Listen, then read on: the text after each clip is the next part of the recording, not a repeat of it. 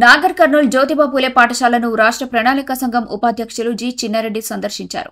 Food పాయిజన్తో అస్వస్థతకు గురైన విద్యార్థులను పరామర్శించారు. సంఘటనకు గల కారణాలను ఉపాధ్యాయులు విద్యార్థులను అడిగి తెలుసుకున్నారు. విద్యార్థుల యోగక్షేమాలు అడిగి ఫుడ్ పాయిజన్కు తోడువేసిన పెరిగే కారణమని విద్యార్థులు చెబుతున్నట్టు ఆయన తెలిపారు.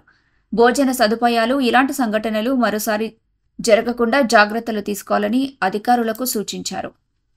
నాగర్ కర్నూల్ జిల్లా హెడ్ క్వార్టర్లో ఉండేటువంటి వెనుకబడిన తరగతుల విద్యార్థుల గురుకుల పాఠశాలలో ఒక చిన్న అపశృతి జరిగిందని ఇక్కడ మాకు సమాచారం వస్తూనే వనపర్తి నుంచి పరిగెత్తుకొని రావడం జరుగుతుందనేటువంటి మాట నేను మనం చేస్తూ ఉన్నాను. ఇక్కడికి వచ్చిన తర్వాత నాకన్నా ముందే ఈరోజు ఉదయం నుంచి కూడా సైదులు గారు IFS officer, secretary BC welfare residential school secretary గారు వారు కూడా ఇక్కడే ఉన్నారు. తర్వాత ప్రిన్సిపాల్ గారు కూడా ఇక్కడే ఉన్నారు.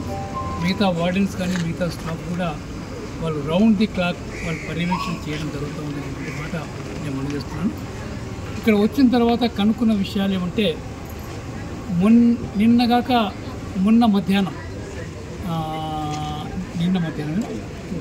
నిన్న మధ్యాహ్నం రెగ్యులర్గా వాళ్ళు పెరుగు తోడు వేసిన పెరిగే వాళ్ళు తెచ్చుకుంటారు డబ్బాలలో. మన ఫంక్షన్స్ జరిగేటప్పుడు మనం చూస్తాం, డబ్బాలలో పెరుగు తీసుకొచ్చి మనకు సర్వ్ చేస్తూ ఉంటాం.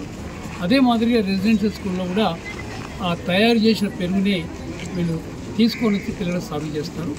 కానీ వీళ్ళు టీ గురించి కానీ మిగతా కొంతమందికి బోర్నవిటా కానీ అలాంటి వాళ్ళ గురించి పాలు కొన్నప్పుడు కొంత పాలు మిగిలిపోతే ఎందుకు పారవేయడం అనుకొని ఆ పాలను కూడా తోడు పెట్టారనేటువంటి మాట వాళ్ళు చెప్పడం జరిగింది. అలాంటి తోడు పెట్టిన పాలు సరిగా తోడుకోకపోవడం వల్ల అంటే పెరుగు కాకపోవడం వల్ల వాళ్ళు నిన్న మధ్యాహ్నం తిన్నటువంటి పిల్లలకు రాత్రి కొంచెం అజీర్తి రావడం, వాంతులు కావడం, దాని తర్వాత కొంతమంది బేదులు కూడా కావడం జరిగిందనేటువంటి మాట చెప్పడం జరిగింది. తర్వాత ప్రిన్సిపాల్ గారే స్వయంగా ఒక 40-50 మంది పిల్లల్ని మన డిస్ట్రిక్ట్ ఆసుపత్రికి నాగరికంగా తీసుకెళ్ళిపోయి వాళ్ళకి చూయించి ఎవరికైతే ఆరోగ్యం స్టెబిలైజ్ అయిందో, నిలకడగా ఉందో వాళ్ళందరినీ డిశ్చార్జ్ చేసుకుని కూడా రావడం జరిగింది.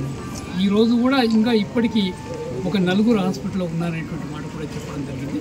కానీ అందరి పరిస్థితి నిలకడగా ఉంది, ఎలాంటి ఆందోళన చెందాల్సిన అవసరం లేదనేటువంటి మాట కూడా నేను మనం చేస్తున్నాను. ఇలా గౌరవ ప్రిన్సిపాల్ గారు కానీ, గౌరవ సెక్రటరీ గారు కానీ, దాని తర్వాత నేను గౌరవ ఎమ్మెల్యే గారితో, స్థానిక ఎమ్మెల్యే గారితో నేను మాట్లాడాను, రాజేష్ గారితో. వారు కూడా ఇక్కడే ఉన్నారు ఉదయం నుంచి అనేటువంటి మాట చెప్పినారు. ఆ ప్రకారంగా పరిస్థితి అంతా అండర్ కంట్రోల్ ఉందనేటువంటి మాట కూడా వారు చెప్పడం జరిగింది. నేను వచ్చిన తర్వాత కనుక్కున్న విషయాలు ఈ పాల ద్వారా వచ్చిందని, దానివల్ల వాళ్ళకి అజీర్తి అయిందని, దాని తర్వాత వాళ్ళు ఆ అజీర్తిలోనే నిన్న మెన్యూ ప్రకారంగా పకోడీ ఇవ్వాల్సి ఉంటే పకోడీ కూడా వారు తినడం జరిగిందనేటువంటి మాట చెప్పడం జరిగింది. దానివల్ల కొంత అగ్రవేట్ అయింది అది.